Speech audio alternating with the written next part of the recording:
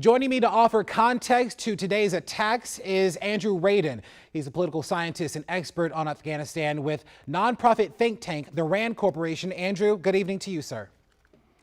Good evening. Thank you for having me. Well, at the top of everyone's mind right now is certainly the attacks and also the U.S. service members that we've lost and those that have been affected. Do you believe that more attacks like this are likely?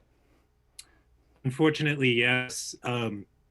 ISIS-K has repeatedly attacked in Kabul. They've demonstrated that capability today. And unfortunately, I think so long as the U.S. remains at the airport, there's a real possibility of future attacks.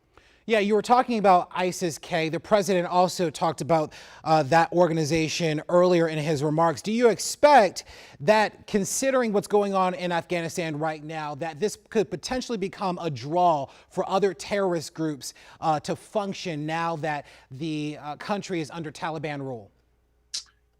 I think there's a couple of different divisions between the different terrorist groups. As the president has said, ISIS-K is the sworn enemy of the Taliban. The Taliban mounted a major military operation to fight ISIS-K in southeastern Afghanistan at the same time as the U.S. was also engaged there.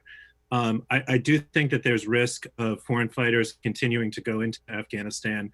The Taliban has promised to prevent attacks from Afghanistan on the United States and its allies. But there's a question of whether they're really willing to do that going forward.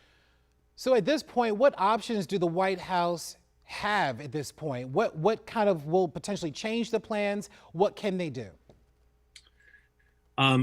I think the reality is that the main tool that they have right now is working with the Taliban. With the Taliban in control of Afghanistan, negotiations with them is critically important to prevent future attacks, although there's obvious concerns with the fact that the Taliban were in Afghanistan and facilitating al-Qaeda's attack on 9/11.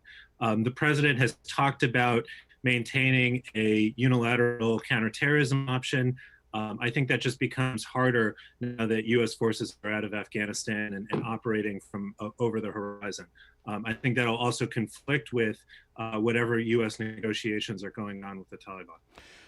So is the U.S. government putting too much trust in Taliban at this point, considering the fact of their history? They've been sympathetic to other terrorist groups in the past as well.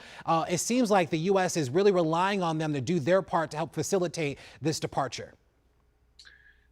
Unfortunately, I'm not sure that the U.S. government has much choice. The president has made the argument that there was no good time to get out of Afghanistan, and I think it was a surprise to many people how quickly the Taliban took over.